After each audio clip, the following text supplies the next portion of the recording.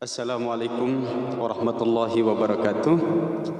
Baiklah saudara sekalian, kita akan bicara persoalan pendidikan dan lebih khusus kita akan bicara tentang problem atau masalah pendidikan Islam kita saat ini.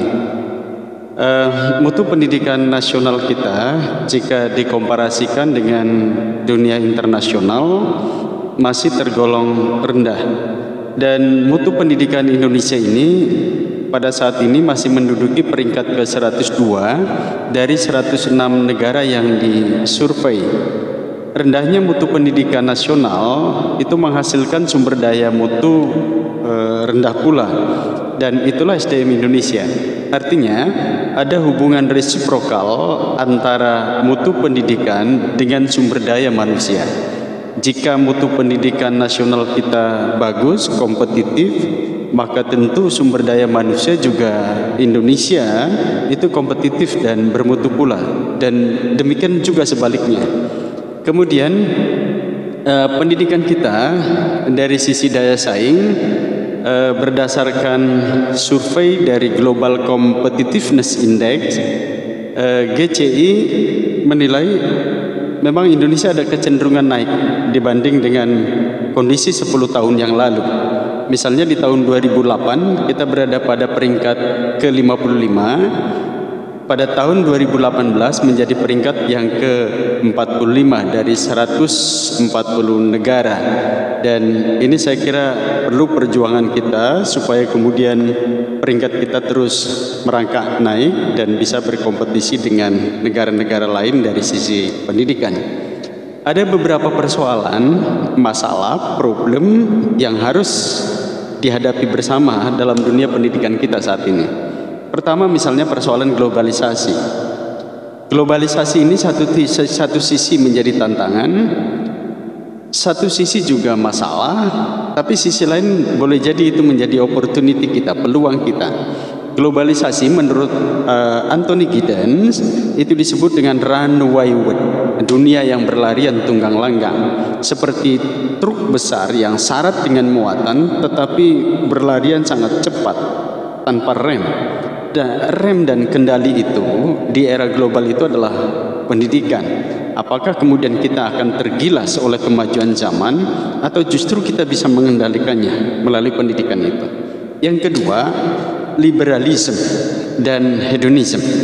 Dua terma ini menjadi tantangan tersendiri juga di kita.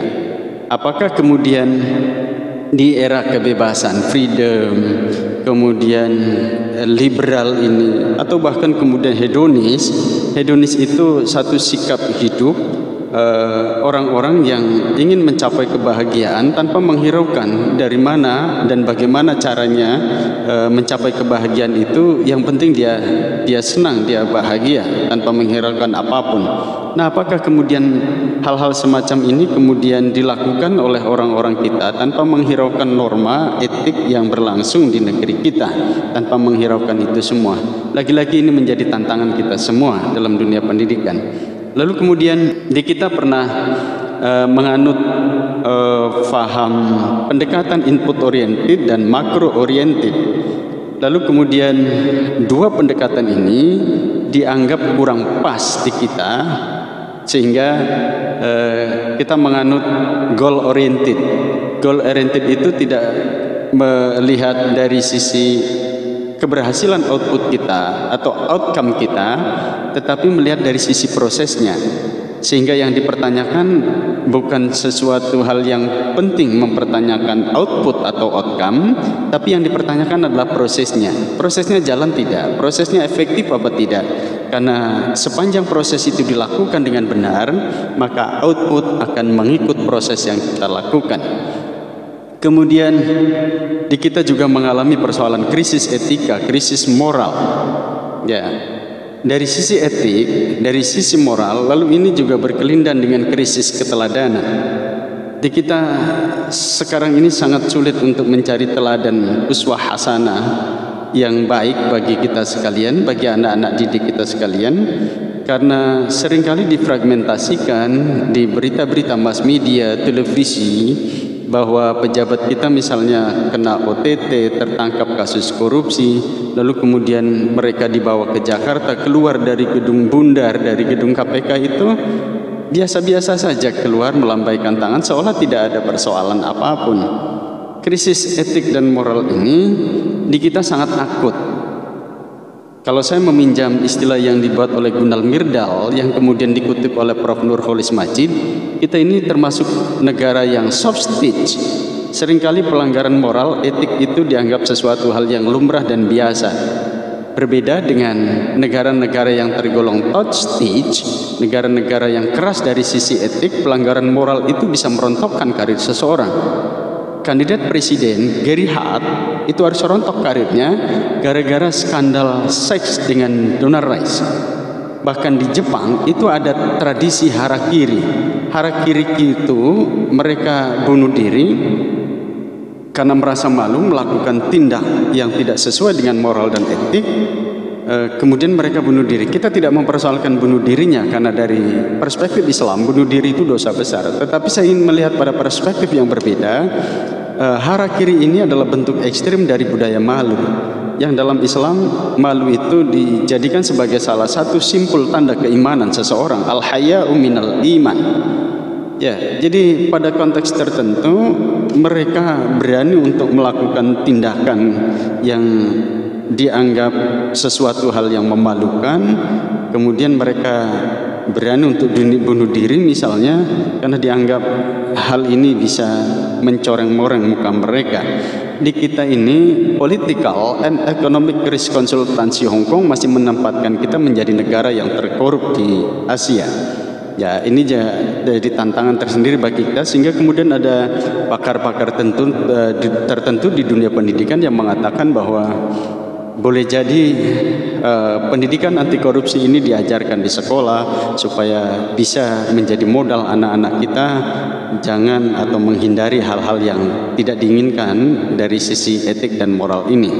Kemudian SDM rendah tadi saya katakan berkorelasi dengan rendahnya mutu pendidikan, dan ini beberapa persoalan lain juga dihadapi oleh dunia pendidikan kita.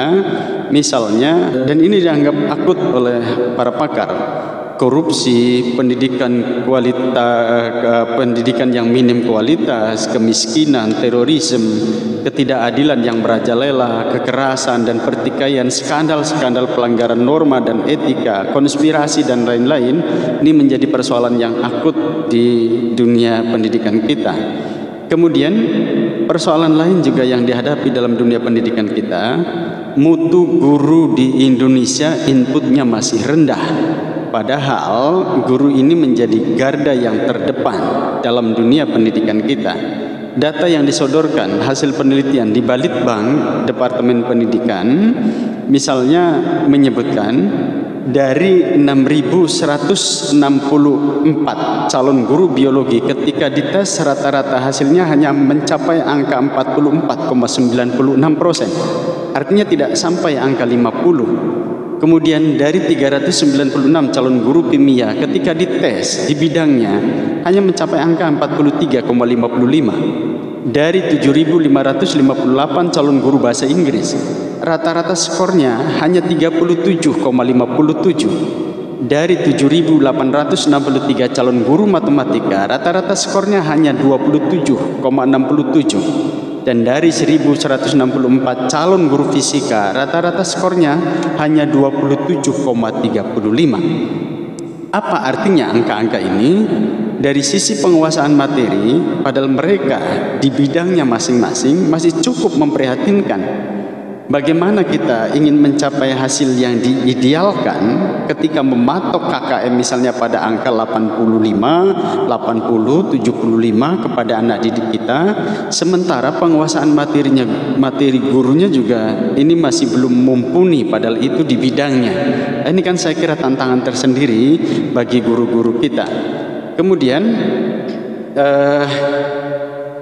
mutu guru di Indonesia juga inputnya masih rendah. Tadi yang saya sebutkan, hasil UKG dengan nilai minimal 80 tidak lebih dari 30%. Kemudian kepala sekolah yang memiliki kompetensi juga masih pada angka 30% yang memenuhi standar kualifikasi sebagai seorang kepala sekolah. Bagaimana seorang top manager, top leader di sekolah kalau kemudian dia tidak kompeten untuk memanage sekolahnya? Ini juga tantangan saya kira bagi kepala sekolah untuk kemudian bisa meningkatkan kompetensi dirinya. 2015 nilai guru rata-rata nasional, guru TK hanya 43,74 poin, guru SD 40,14 poin, guru SMP 44,14 poin, dan guru SMA 45,38 poin. Sampai tahun 2017 nilai rata-rata belum mencapai 70 poin. Guru-guru yang kompeten memang banyak, tapi jauh lebih dominan guru yang tidak kompeten. Ini lagi-lagi sebuah tantangan bagi kita untuk terus meningkatkan kompetensi guru. Kemudian ada hal yang menarik juga, seorang guru besar dari UNJ, Prof. Hafid Abbas, yang juga menjadi dosen terbang di Harvard University, pernah menulis tentang rapot merah pendidikan. Ada hal yang paradoks dalam pengelolaan pendidikan di kita, kata beliau. Ada kecenderungan besarnya anggaran pendidikan 444 triliun pada tahun 2018 naik pada angka 508 triliun pada APBN 2020, tetapi PISA Indonesia masih terus menurun. PISA itu adalah penilaian kepada anak-anak berusia 15 tahun pada penilaian di bidang numeral, di bidang membaca, menulis, berhitung, itu kita masih sangat rendah dibandingkan dengan negara-negara lain. World Bank bahkan menulis kualitas pendidikan Indonesia terendah di Asia. 55% anak usia 15 tahun itu masih buta huruf di kita. Jauh dibandingkan dengan Vietnam yang kurang dari 10%. Padahal Vietnam merdekanya belakangan dibandingkan dengan Indonesia. Sertifikasi belum berbanding lurus dengan mutu, kecuali hanya menurunkan jumlah guru yang kerja rangkap dari 33% ke 7%. Artinya dari sisi kualitas ini masih terus perlu peningkatan. Adanya sertifikasi ini, tunjangan ini, supaya kemudian terus berbanding lurus dengan mutu pendidikan. Guru kita juga surplus dibandingkan dengan negara-negara lain. Negara lain, Jepang, itu masih satu guru menangani 25 ke atas siswa. Tetapi di kita, di jumlah guru berbanding siswa itu di bawah 25. Artinya standar internasional kita masih tergolong surplus guru-guru kita jumlahnya. Kemudian menurut Prof. Hafid Abbas juga harus ada standarisasi dan pendidikan bukan untuk kepentingan praktis. Di kita seringkali terjebak pada politik praktis. Misalnya ada seseorang yang dianggap berjasa untuk mendongkrak suara calon kepala daerah, kemudian pada pemilihan kepala daerah dia jadi, lalu kemudian dimutasi dari dinas pemakaman dipindah ke dinas pendidikan. Tadi yang ngurus orang-orang atau benda mati diserahkan untuk mengurus benda hidup yang sangat dinamis karena dianggap berjasa. Ini harusnya ada standarisasi dan kita tidak terjebak pada politik praktis seperti itu, kata beliau. Dudung Nurullah Kaswara, Ketua Pengurus Besar PGRI, menyampaikan paling tidak ada beberapa penyebab rendahnya mutu pendidikan kita. Misalnya rendahnya minat belajar, membaca, menulis, dan menghasilkan media pembelajaran pada guru-guru kita, malas untuk mengikuti organisasi, akibatnya guru teralinasi dari dunianya. Jarang sekali guru-guru kita ini kalau diajak untuk MGMP, KKG, atau organisasi internal guru itu bersemangat untuk ikut. Padahal di forum itu mereka bisa berbagi pengalaman, bisa bertukar pikiran, misalnya tentang media pembelajaran dan lain sebagainya, sehingga bisa antar guru itu bertukar pengalaman. Banyak yang belum tersentuh pelatihan. In-house training, workshop, seminar, ini juga penting harus dilakukan dan diikuti oleh guru-guru kita.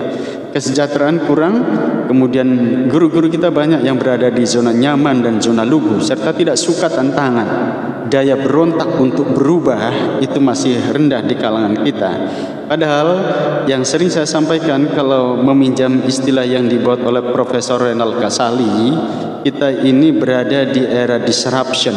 Musuh kita tidak kelihatan dan kita harus melakukan inovasi. Sejatinya inovasi itu juga kejam, karena inovasi akan membunuh sesuatu yang tidak relevan, tidak kompetitif pada dunianya, akan ditinggalkan.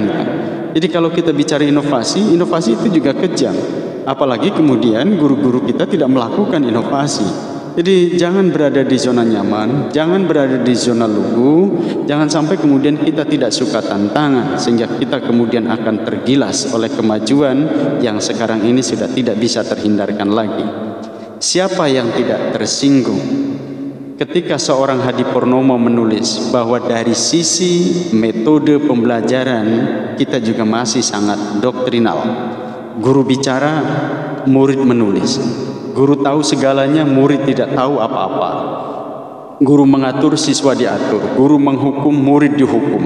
Dosen membaca, mahasiswa mencatat. Dosen bertanya tentang bacaannya, mahasiswa menjawab dengan catatannya. Dosen diam, mahasiswa tidur. Dosen absen, mahasiswa pulang. Dosen pulang, mahasiswa berkelahi dengan aparat, mabuk, aborsi, lalu ekstasi. Saya kira di era yang sekarang ini dari sisi sains dan teknologi sedemikian cepat, harusnya guru dari sisi metodologi ini juga akses pada ilmu pengetahuan di era digital sekarang ini. Jangan ketinggalan zaman. Lalu pertanyaannya, apa yang harus dilakukan? Semangat kita adalah solusi.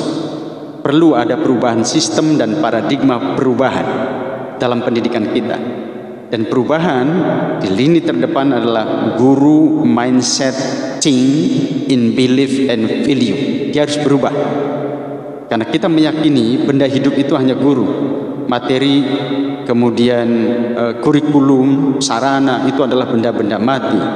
Kalau kemudian guru yang benda hidup itu tidak melakukan perubahan pada mindsetnya, kemudian mindsetnya seperti lagu Aku Ingin Masih Seperti Yang Dulu, maka perubahan sejatinya tidak akan bisa dilakukan. Guru harus berubah. Jadi harusnya sekarang kita mengatakan saatnya berubah.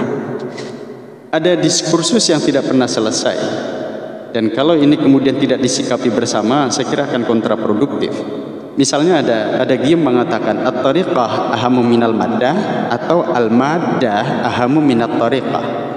Apakah metode itu lebih penting daripada materi, atau sebaliknya materi itu lebih penting daripada metode? Saya kira ini sangat kondisional, jangan dipertentangkan, lihat situasinya. Tetapi tentu wal mudarris ahamu minat tariqah, guru itu lebih penting daripada metodologi itu sendiri. Dan yang lebih penting lagi adalah waruhul mudarris ahamu min mudarrisihi. Guru itu penting memang, tetapi semangat guru lebih penting dari guru itu sendiri. Oleh karena itu tugas kita adalah bagaimana merawat motivasi semangat guru ini supaya kemudian guru teaching with love, berangkat dari cinta, teaching with heart, berangkat dari hati. Kemudian guru itu dalam konteks Islam disebut dengan istilah murabbi, muallim, muaddib.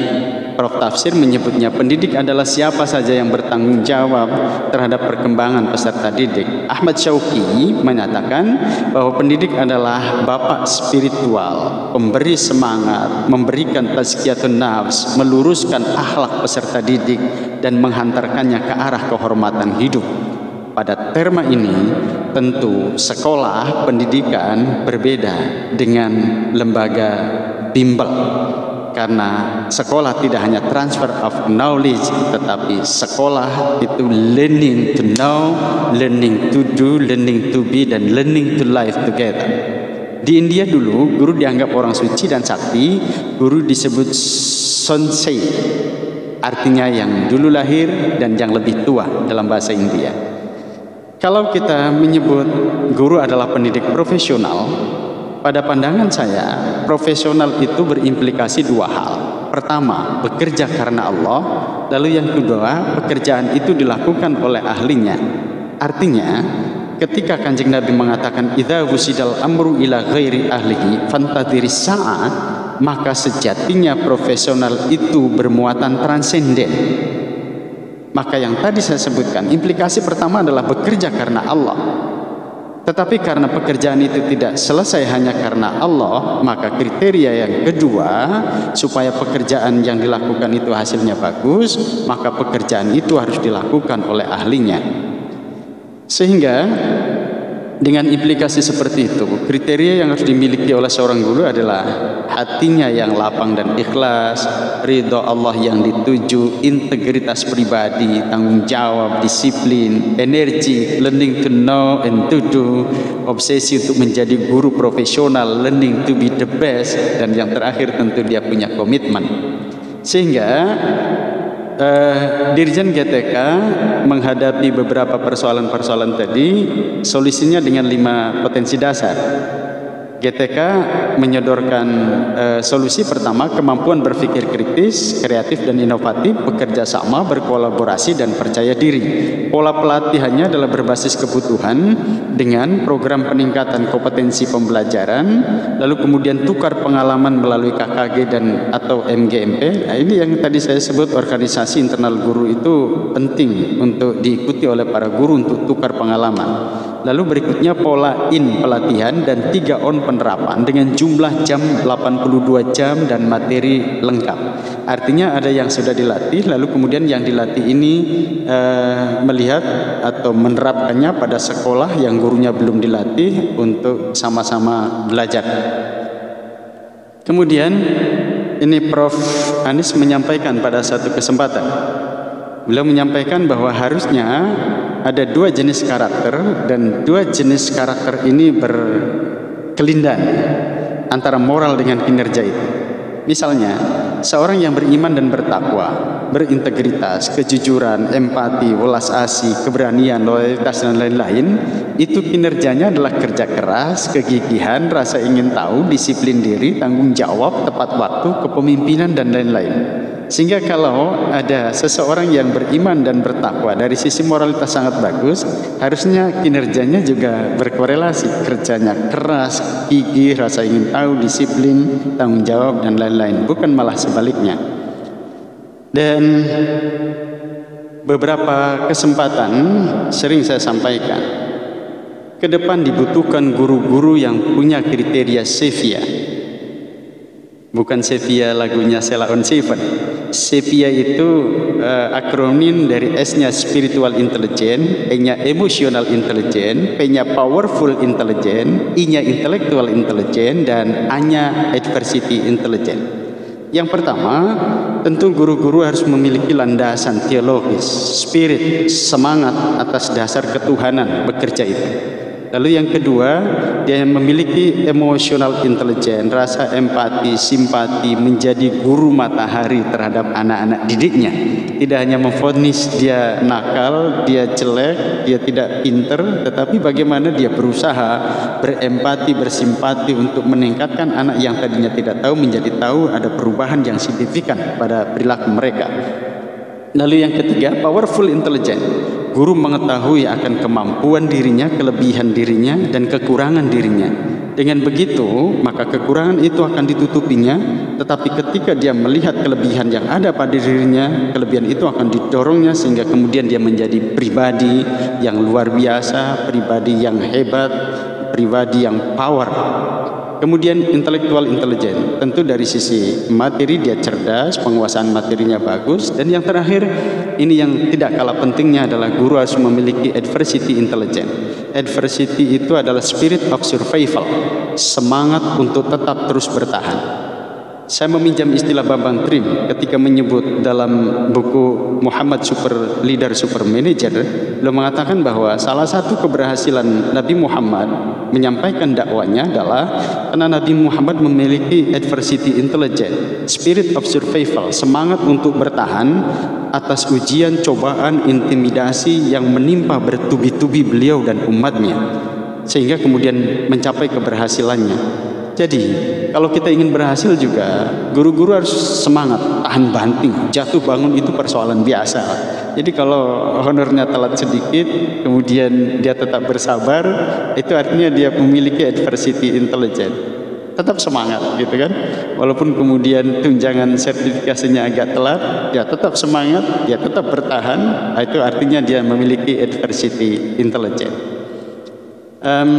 Saya kira ini beberapa hal yang ingin saya sampaikan, dan mudah-mudahan kita memiliki semangat untuk terus maju, motivasi yang kuat, terutama pada guru, karena guru adalah pejuang di garda yang terdepan dan tidak akan tergantikan oleh teknologi. Sungguh pun teknologi ini berkembang sangat maju, peran guru tidak akan tergantikan. Oleh karena itu tetap semangat, tetap mencari solusi yang terbaik. Mudah-mudahan pendidikan kita bisa berkompetisi dengan pendidikan di negara lain. Terima kasih, mudah-mudahan ada manfaatnya bagi kita sekalian. Assalamualaikum warahmatullahi wabarakatuh.